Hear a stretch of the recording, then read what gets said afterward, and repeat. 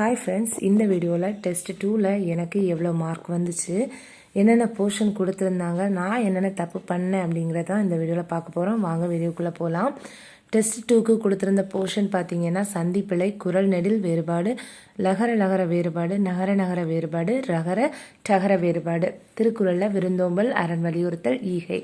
அது மட்டும் இல்லாமல் பால்டியில் ஒன்றிய நிர்வாகம், ஒன்றிய நாடாளுமன்றம், மாநில நிர்வாகம், மாவட்ட சட்டமன்றம், ஊராட்சி அமைப்பு, பஞ்சாயத்து ராஜ், கூட்டாட்சியின் அடிப்படை அடித்தளம் எல்லாமே கொடுத்துருந்தாங்க. அது மட்டும் இல்லாமல் மேக்ஸில் கூட்டு வட்டி கொடுத்துருந்தாங்க. ஆனால் டேட் பார்த்தீங்கன்னா 17/2/2025 19/2/2025 ஒரு 2.5 நாள் தான் இருந்துச்சு. என்னால் கரெக்டாக அந்த போர்ஷனை முடிக்கவே முடியலை. லாஸ்ட் டைம் பார்த்தீங்கன்னா டெஸ்ட் 1ல் எனக்கு வந்து 100க்கு 93 கொஸ்டின் கரெக்டாக போட்டிருந்தேன். ஆனால் இந்த வாட்டி நிறைய தப்பு போட்டிருந்தேன். ஏன்னா போர்ஷனை நான் கவர் பண்ணவே இல்லை. அது மட்டும் இல்லாமல் எனக்கு டைமும் பத்தலை, கிடைக்கல படிக்கிறதுக்கு.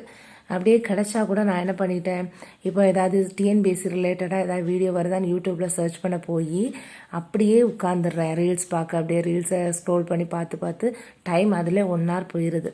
அதை அவாய்ட் பண்ணணும். அதுக்கு ஏதாவது ஐடியா இருந்தால் சொல்லுங்கள். படிக்க உட்காந்தா 1 மணிக்கூருக்கு மேலே என்னால் படிக்கவே முடியலை. ஏன்னே தெரில, தூக்கமாக வருது. அதை அவாய்ட் பண்ணுறதுக்கும் ஏதாவது ஐடியா இருந்தால் சொல்லுங்கள்.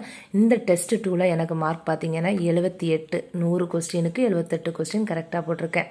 22 மிஸ்டேக் பண்ணியிருக்கேன். 24ன்னு போட்டிருக்கேன். ஏன்னா ஃபஸ்ட்டு கவுண்டிங் பண்ணது தப்பாக பண்ணிட்டேன். அதை அப்படியே எழுதியிருக்கேன், மாற்றலை. தமிழில் பார்த்தீங்கன்னா 50க்கு 41 கொஸ்டின் கரெக்டாக போட்டிருக்கேன்.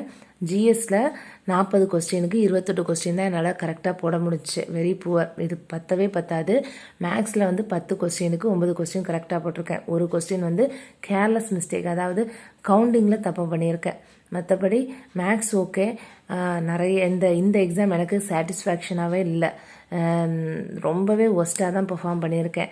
இன்னும் தேர்டு டெஸ்ட்டில் வந்து கண்டிப்பாக 95+ எடுக்கணும்னு நினச்சிருக்கேன்.